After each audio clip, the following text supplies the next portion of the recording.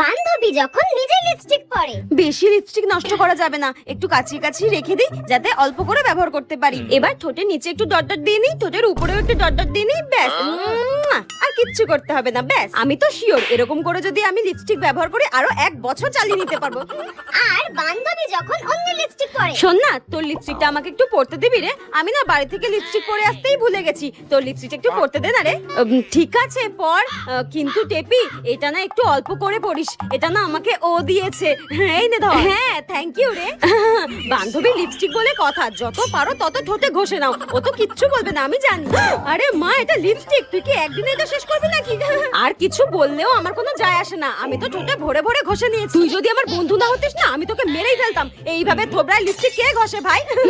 এই নে। হ্যাঁ, এই লিপস্টিকটায় আর কিছু বেঁচে আছে, সব ঘষে ঘষে কাচিয়ে কুচিয়ে মেখে নিয়েছে। কি বাজে মেয়ে, মনে হচ্ছে মেরে মুখ ভেঙে দিই, ডাইনি একটা।